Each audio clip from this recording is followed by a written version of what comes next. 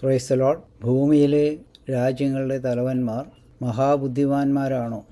Bible എന്തു പറയുന്നു? ഇക്കാര്യത്തെക്കുറിച്ചുള്ള ഒരു പഠനമാണ് ചെയ്തിരിക്കുന്നത്. അത് വായിക്കാം. ദാനിയേൽ 4:17 അത്യുന്നതനായവൻ മനുഷ്യരുടെ രാജത്വത്തിന്മേൽ വാഴുകയും തനിക്ക് ബോധിച്ചവന് അതിനെ കൊടുക്കുകയും മനുഷ്യരിൽ അധമനായവനെ അതിന്മേൽ വാഴിക്കുകയും ചെയ്യുന്നുവെന്ന് എഴുതപ്പെട്ടിരിക്കുന്നു. ഇപ്പോൾ പറഞ്ഞ അതേ കാര്യമാണ് ഈ വചനത്തിൽ എഴുതിയിരിക്കുന്നത്. ജാതീയ രാജാവായ നെബൂഖദ്നേസറിനെ കുറിച്ച് യഹോവ അരുളി ചെയ്ത വചനമാണിത്. എല്ലാ ജാതീയ രാജാക്കന്മാർക്കും ബാധകമായ ഒരു വചനമാണിത്. എന്നാൽ ഇസ്രായേലിൽ ഭരണം നടത്തിയിരുന്ന ശ്രേഷ്ഠന്മാരായ രാജാക്കന്മാരാരും മനുഷ്യരിൽ അധമന്മാരായിരുന്നില്ല. ശൗൽ, ദാവീദ്, സോളമൻ തുടങ്ങിയ രാജാക്കന്മാർ ശ്രേഷ്ഠന്മാർ തന്നെയായിരുന്നു. യഹോവയെ അനുസരിക്കാതിരുന്ന സമയം മുതലാണ് ഇസ്രായേൽ രാജാക്കന്മാരുടെ ബുദ്ധി ക്ഷയിക്കുകയും അവർ ശത്രുക്കൾക്ക് അധീനരായി തീരുകയും ചെയ്തത്. ഇപ്പോഴത്തെ ഇസ്രായേൽ പ്രധാനമന്ത്രി ശ്രേഷ്ഠനും ബുദ്ധിമാനുമായ ഒരു മനുഷ്യനാണ്. ഇപ്പോൾ ഇസ്രായേലിന് ചുറ്റുമുള്ള ബുദ്ധിഹീനരായ ഇസ്ലാമിക ഭീകരന്മാർ നിരന്തരമായി ഇസ്രായേലിനെ അന്യായമായി ഉപദ്രവിക്കുകയും അതുമൂലം നിലനിൽപ്പിനായി ഇസ്രായേൽ തിരിച്ചടിക്കുകയും ചെയ്യുമ്പോൾ ഭീകരന്മാർ മൂങ്ങിക്കാറുകയാണ്. എത്ര തിരിച്ചടികൾ കിട്ടിയാലും ഇവർ പഠിക്കുന്നില്ല. ഇതിന് കാരണം കാമഭ്രാന്തനായിരുന്ന മുഹമ്മദ് എന്ന ഇവരുടെ നേതാവ് ഉണ്ടാക്കിയ മതപുസ്തകമായ ഖുർആൻ തന്നെയാണ്. 6-ാം നൂറ്റാണ്ടിൽ ഒരു വ്യഭിചാരിണിയിൽ ജനിച്ച പിതാവ് ആരാണെന്ന് തിട്ടമില്ലാത്ത അക്ഷരാഭ്യാസം പോലുമില്ലാതിരുന്ന മുഹമ്മദ് സദാചാരബോധം തൊട്ടു തീണ്ടിയിട്ടില്ലാത്ത ഭീകരനും വ്യഭിചാരിയും ശവഭോഗിയും മൃഗഭോഗിയും ശിശുഭോഗിയും ആയിരുന്നവനാണ്. ഈ പുസ്തകത്തിലെ ഭീകരത അക്ഷരം പ്രതി നടപ്പാക്കിയാൽ ധാരാളം മദ്യം കുടിക്കുവാനും വ്യഭിചാരം ചെയ്യാനും സാധിക്കുന്ന ഒരു സ്വർഗം ലഭിക്കുമെന്നുള്ള അന്ധവിശ്വാസമാണ് ജിഹാദികളെ ഇങ്ങനെ ചെയ്യാൻ പ്രേരിപ്പിക്കുന്നത്. അതായത് ഇവർ ഭ്രാന്തുള്ളവരാണ് എന്ന് ചുരുക്കം. ഇവരുടെ വിശ്വാസത്തെ ശ്രേഷ്ഠ വിശ്വാസമാണ് എന്നാണ് യൂറോപ്പിലെ പല രാജ്യങ്ങളിലെയും ഭരണാധികാരികൾ വിചാരിച്ചു വച്ചിരിക്കുന്നത്. അവർ ഇവരുടെ ഖുർആൻ ഒരിക്കൽ പോലും വായിച്ചു നോക്കുകയോ ഇതേക്കുറിച്ച് പഠിച്ചിട്ടുള്ളവർ പറയുന്നത് കേൾക്കാൻ തയ്യാറാവുകയോ ചെയ്യുന്നില്ല. ചില വർഷങ്ങൾക്ക് മുമ്പ് ബ്രിട്ടനെ ഭരിച്ചിരുന്ന തെരേസ മേ എന്ന പ്രധാനമന്ത്രി ഇസ്ലാമിസ്റ്റുകളുടെ വിശ്വാസത്തെ ഗ്രേറ്റ് ബിലീഫ് എന്നാണ് വിശേഷിപ്പിച്ചത്. എത്രത്തോളം ആ സ്ത്രീക്ക് വെളിവുകേടുണ്ടെന്ന് ഈ സംസാരത്തിൽ നിന്നും മനസ്സിലാക്കാം. ഇങ്ങനെയുള്ളവരാണ് ഭൂമിയിലെ മറ്റു രാജ്യങ്ങളെയും ഭരിക്കുന്നത്. ഇതുതന്നെയാണ് ദാനിയേൽ 4:17 യഹോവ അരുളി ചെയ്തിട്ടുള്ളത്. അത് നമ്മൾ വായിച്ചതാണ്. ഈയിടെ ഇസ്രായേൽ പ്രധാനമന്ത്രി അമേരിക്കയിൽ പോയി UN അസംബ്ലിയിൽ സംസാരിക്കാൻ എഴുന്നേറ്റ സമയത്ത് ഭൂരിഭാഗം രാജ്യത്തലവന്മാരും പ്രതിഷേധിച്ച് എഴുന്നേറ്റ് പോയി. ഇതിന് കാരണം അവർ ബുദ്ധിശൂന്യരാണ് എന്നുള്ളത് തന്നെയാണ്. അവർക്ക് വേണ്ടത് അവരുടെ രാജ്യത്തേക്ക് അഭയാർത്ഥികളായി വന്നിട്ടുള്ള ജിഹാദി കുഞ്ഞുങ്ങളുടെ വോട്ട് നേടി അധികാരത്തിൽ അള്ളിപ്പിടിച്ചിരിക്കുക എന്നതാണ്. എന്നാൽ ഇവരുടെ തന്നെ തല ജിഹാദികൾ പിന്നീട് എടുക്കും എന്നുള്ളത് മനസ്സിലാക്കാൻ അവർക്ക് ബുദ്ധിയില്ല. അതുതന്നെയാണ് ലോകം മുഴുവനും, പ്രത്യേകിച്ച് യൂറോപ്പിലും അമേരിക്കയിലും നടന്നുകൊണ്ടിരിക്കുന്നത്. ഇസ്രായേൽ യുദ്ധം നിർത്തി തോറ്റുകൊടുക്കാൻ ജിഹാദികളുടെ പണിയാളുകളായ UN-മായി ചേർന്ന് അവർ പ്രമേയങ്ങൾ പാസാക്കിക്കൊണ്ടിരിക്കുകയാണ്. എന്നാൽ ഇസ്രായേൽ ഒരിക്കലും ഭീകരന്മാരോട് യുദ്ധം ചെയ്യാൻ അങ്ങോട്ട് ചെന്നിട്ടില്ല. ഇസ്രായേലിനെ ഇല്ലാതാക്കാൻ ശ്രമിക്കുന്നവരെ പ്രതിരോധിക്കുക മാത്രമാണ് അവർ ചെയ്യുന്നത്. കുട്ടികളും സ്ത്രീകളും കൊല്ലപ്പെടുന്നു എന്നാണ് ജിഹാദികളും അവരെ പിന്താങ്ങുന്നവരും അവരുടെ രാജ്യത്തലവന്മാരും പറഞ്ഞുകൊണ്ടിരിക്കുന്നത്. എന്നാൽ ജിഹാദികൾ കുട്ടികളെയും സ്ത്രീകളെയും മനുഷ്യകവചമാക്കി അവർ താമസിക്കുന്ന കെട്ടിടങ്ങളുടെ അടിയിലെ തുരങ്കങ്ങളിൽ ഇരുന്ന് ഇസ്രായേലിനെതിരെ ബോംബുകൾ അയക്കുമ്പോൾ ഇസ്രായേലിന് ആ കെട്ടിടങ്ങൾ തകർത്താൽ മാത്രമേ ജിഹാദികളെ വകവരുത്തുവാൻ സാധിക്കുകയുള്ളൂ. ബോംബ് ചെയ്യുന്നതിന് മുമ്പായി സാധാരണക്കാർ അവിടെ നിന്നും മാറിപ്പോകണം എന്നുള്ള വിവരം അറിയിച്ചിട്ട് തന്നെയാണ് ഇസ്രായേൽ ബോംബ് ചെയ്യുന്നത്. എന്നാൽ സാധാരണക്കാരാണെന്ന് പറയുന്നവരും കൊച്ചുകുട്ടികൾ വരെ ജിഹാദികളായതിനാൽ അവർ മാറിപ്പോവുകയില്ല. ഇനി അവരിൽ ആരെങ്കിലും മാറാൻ തയ്യാറായാൽ തന്നെ അവരെ ഭീകരന്മാർ സമ്മതിക്കുകയുമില്ല. അതിനാൽ അവർ കൊല്ലപ്പെടുകയാണ്. അങ്ങനെ ജിഹാദികൾ ചാകുമ്പോൾ ഭീകരന്മാർ ഇരവാദം നടത്തുകയാണ്. ജിഹാദികളുടെ ഈ ഇരവാദം അമേരിക്കയിലെ പോലും രാജ്യത്തലവന്മാർ ഏറ്റുപാടിക്കൊണ്ട് നടക്കുകയാണ്. ഇതിന് കാരണം അവർക്ക് ഇസ്രായേലിനോട് അസൂയ തന്നെയാണ്. അമേരിക്കയ്ക്ക് സാധിക്കാത്ത കാര്യമാണ് ഇസ്രായേൽ ചെയ്യുന്നത്. കുറച്ച് വർഷങ്ങൾക്ക് മുമ്പ് ഒരു ക്രിസ്തീയ പുരോഹിതൻ ഗാസയിൽ ചെന്ന സമയത്ത് 2 വയസ്സുള്ള ഒരു കുഞ്ഞിനെ ഒക്കത്ത് വെച്ചുകൊണ്ട് ഒരു സ്ത്രീ അദ്ദേഹത്തോട് സംസാരിക്കുന്ന സമയത്ത് ജ്യൂസ് എന്ന സംസാരത്തിനിടയിൽ പുരോഹിതൻ പറഞ്ഞപ്പോൾ ആ കുഞ്ഞ് കൊല്ലണമെന്ന് കോപത്തോടെ പറഞ്ഞു എന്ന് പുരോഹിതൻ സാക്ഷ്യം പറഞ്ഞു. ഇതിൽ നിന്നും അവിടെയുള്ള കുഞ്ഞുങ്ങളും സ്ത്രീകളും എല്ലാം ജിഹാദികളോ അവരെ പിന്താങ്ങുന്നവരോ ആണെന്നുള്ളത് വ്യക്തമാണ്.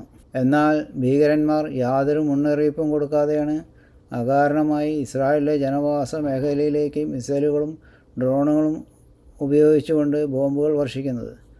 ഇത് അകാരണമായി എന്നുള്ളതിനൊരു എക്സ്പ്ലനേഷന് വേണ്ടിയിട്ട് എല്ലാ യഹൂദനെയും ക്രിസ്ത്യാനിയെയും കൊന്നുമുടിച്ച് ലോകം മുഴുവൻ ഇസ്ലാമിക രാജ്യമാക്കണമെന്ന് ഭ്രാന്തനായിരുന്ന മുഹമ്മദ് ഖുറാനിൽ എഴുതിച്ചിട്ടുണ്ട് എന്ന ഒരു വ്യാജകാരണം മാത്രമേ അവർക്കുള്ളൂ. അതുകൊണ്ടാണ് ഇവിടെ അകാരണമായി എന്ന് എഴുതിയിരിക്കുന്നത്. പിന്നെ അടുത്ത വായിക്കാം. ഈ ബോംബുകളിൽ മിക്കവയും ഇസ്രായേലിൻ്റെ അയൺ ഡോം സംവിധാനം തടയുന്നുണ്ടെങ്കിലും ചിലത് ഇസ്രായേലിലെ മനുഷ്യരെ കൊല്ലുകയോ മുറിവേൽപ്പിക്കുകയോ ചെയ്യുന്നുണ്ട്. ഇതൊന്നും മേൽപ്പറഞ്ഞ രാജ്യത്തലവന്മാർക്ക് അറിയാത്ത കാര്യമൊന്നുമല്ല. ഇസ്രായേലിനെ ഉപദ്രവിക്കുന്നവർക്കും അവരുടെ സിൽബന്ധികൾക്കും ദൈവത്തിൽ നിന്നും കഠിന ശിക്ഷയുണ്ടാവും എന്നും ഇസ്രായേലിനെ ഇല്ലാതാക്കുവാൻ ഭീകരന്മാർക്ക് ഒരിക്കലും സാധിക്കുകയില്ല എന്നും ഇസ്രായേലിനെ ചുറ്റുമുള്ള ജാതികൾക്ക് കഠിനനാശം ഉണ്ടാകുമെന്നും ബൈബിൾ പറയുന്നു. അത് സെഖറിയാവിൻ്റെ പുസ്തകത്തിൽ അത് പറഞ്ഞിട്ടുണ്ട്. വേറെ പല പുസ്തകങ്ങളിലും എഴുതിയിട്ടുണ്ട്. പ്രധാനമായിട്ട് സെഖറിയാവാണ് നമ്മളിവിടെ എടുത്തിരിക്കുന്നത്. ഈ വചനം നമുക്ക് പിന്നീട് വായിക്കാം. ഇറാൻ എന്ന ഭീകര രാജ്യമാണ് അവരുടെ ഭീകര സായുധ വിഭാഗങ്ങളായ ഹമാസിനെയും ഹിസ്ബുള്ളയെയും ഹൂതികളെയും മറ്റ് ഭീകര സംഘടനകളെയും ഉപയോഗിച്ചുകൊണ്ട് ഇസ്രായേലിനെ നശിപ്പിക്കാൻ ശ്രമിക്കുന്നത്. അവർ ഇസ്രായേലിനെ മാത്രമല്ല ഭൂമിയെ മൊത്തം നശിപ്പിക്കാൻ ശ്രമിച്ചുകൊണ്ടിരിക്കുകയാണ്. ചെങ്കടലിലെ കപ്പലുകളുടെ ചരക്ക് നീക്കം തടഞ്ഞുകൊണ്ട് അവർ ലോക സമ്പദ് വ്യവസ്ഥയെ തന്നെ തകരാറിലാക്കുവാൻ ശ്രമിച്ചുകൊണ്ടിരിക്കുന്നു.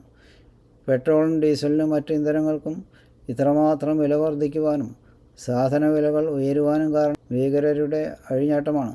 എല്ലാ ഭീകര സംഘടനകളുടെയും പ്രവൃത്തി ലോകത്തെ നാശത്തിലേക്ക് തള്ളിവിടുക എന്നുള്ളതാണ്. എന്നാൽ ഇവരുടെ നാശം കാലത്തിൻ്റെ അവസാനത്തിൽ സംഭവിക്കും. വെളിപ്പാട് 11:18 പറഞ്ഞിട്ടുണ്ട്. അതൊന്ന് വായിക്കാം. വെളിപ്പാട് 11:18 ജാതികൾ കോപിച്ചു, നിന്റെ കോപവും വന്നു മരിച്ചവരെ ന്യായം വിധിപ്പാനും നിന്റെ ദാസന്മാരായ പ്രവാചകന്മാർക്കും വിശുദ്ധന്മാർക്കും ചെറിയവരും വലിയവരുമായി നിന്റെ ഭക്തന്മാർക്കും പ്രതിഫലം കൊടുപ്പാനും ഭൂമിയെ നശിപ്പിക്കുന്നവരെ നശിപ്പിപ്പാനും ഉള്ള കാലവും വന്നു എന്ന് അതിൽ പറഞ്ഞിരിക്കുന്നത്. ഇത് പറഞ്ഞിരിക്കുന്നത് വെളിപ്പാട് 11-ാം അധ്യായത്തിലാണ്. വെളിപ്പാട് 11-ാം അധ്യായത്തിൽ അന്തിക്രിസ്തുവിൻ്റെ ആദ്യത്തെ 3.5 വർഷം കഴിഞ്ഞിട്ട് സംഭവിക്കുന്ന കാര്യമായിട്ട് അതിൽ പറഞ്ഞു. അതായത് അന്തിക്രിസ്തുവിൻ്റെ സെക്കൻഡ് ഹാഫിലാണ് ഈ സംഗതി നടക്കുന്നതെന്നർത്ഥം.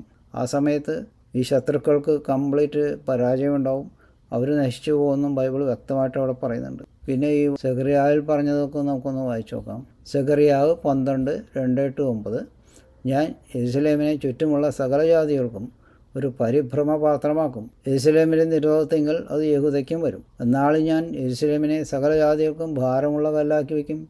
അതിനെ ചുമക്കുന്നവരൊക്കെയും കഠിനമായി മുറിവേൽക്കും. ഭൂമിയിലെ സകല ജാതികളും അതിന് വിരോധമായി കൂടി വരും. ഇത് സംഭവിക്കുന്നത് ഏറ്റവും അവസാനം വരുന്ന കാര്യമാണത്. അപ്പോൾ ഈ അമേരിക്കയും അതുപോലെ ബ്രിട്ടനും എല്ലാ ജാതികളും യൂറോപ്പ് മുഴുവൻ ഇസ്രായേലിനെതിരാവും. അന്നാളിൽ ഞാൻ ഏത് കുതിരയെയും സ്തംഭനം കൊണ്ടും പുറത്തു കയറിയവനെ ഭ്രാന്ത് കൊണ്ടും ബാധിക്കും. യഹൂദാഗൃഹത്തിന്മേൽ ഞാൻ കണ്ണു തുറക്കുകയും ജാതികളുടെ ഏത് കുതിരയെയും അന്ധത പിടിപ്പിക്കുകയും ചെയ്യുമെന്ന് യഹോവയുടെ അരുളപ്പാട്. അപ്പോൾ യഹൂദാ മേധാവികൾ യെരുശലേം നിവാസികൾ അവരുടെ ദൈവമായ സൈന്യങ്ങളുടെ യഹോവ നിമിത്തം നമുക്ക് ബലമായിരിക്കുന്നതെന്ന് ഹൃദയത്തിൽ പറയും. അന്നാളിൽ ഞാൻ യഹൂദാ മേധാവികളെ വിറകിൻ്റെ ഇടയിൽ തീച്ചട്ടി പോലെയും കറ്റയുടെ ഇടയിൽ തീപ്പന്തം പോലെയും ആക്കും. അവർ വലത്തുഭാഗത്തും ഇടത്തുഭാഗത്തും ചുറ്റുമുള്ള സകല ജാതികളെയും തിന്നുകളയും. യെരുശലേമിന് സ്വസ്ഥാനത്ത് യെരുശലേമിൽ തന്നെ വീണ്ടും നിവാസികളുണ്ടാവും. ഇതൊക്കെ എന്നൊരു വായിച്ചു നോക്കിയിട്ടുണ്ടെങ്കിൽ ഈ വെളിവീട് കാണിക്കൂ. ഒന്ന് വായിച്ചു നോക്കിയിട്ടില്ല. ദൈവം എർലിഫ് ചെയ്ത കാര്യങ്ങൾ ഇതല്ലേ ഇപ്പോൾ നടന്നുകൊണ്ടിരിക്കുന്നത്. ചുറ്റുമുള്ള ആ പിശാചുക്കളെ മുഴുവൻ ഇസ്രായേൽ തകർത്തുകൊണ്ടിരിക്കുകയാണ്. പക്ഷേ ഇതിനേക്കാൾ വലിയത് വരാനിരിക്കുകയാണ്. ഇതൊരു സാമ്പിൾ വെടിക്കെട്ട് എന്നൊക്കെ പറയണ പോലെ ഉള്ളൂ. ഇതിനേക്കാൾ വലുതിനിയും വരും. ദാവീദ് ഗൃഹത്തിൻ്റെ പ്രശംസയും യെരുശലേം നിവാസികളുടെ പ്രശംസയും യഹൂദയുടെ നേരെ ഏറിപ്പോകാതിരിക്കേണ്ടതിന് യഹോവ യഹൂദ കൂടാരങ്ങളെ ആദ്യം രക്ഷിക്കും. അന്നാളിൽ യഹോവ യെരുശലേം നിവാസികളെ പരിചകൊണ്ട് പറിക്കും. അവരുടെ ഇടയിൽ ഇടറി നടക്കുന്നവൻ അന്നാളിൽ ദാവീദിനെ പോലെ ആയിരിക്കും.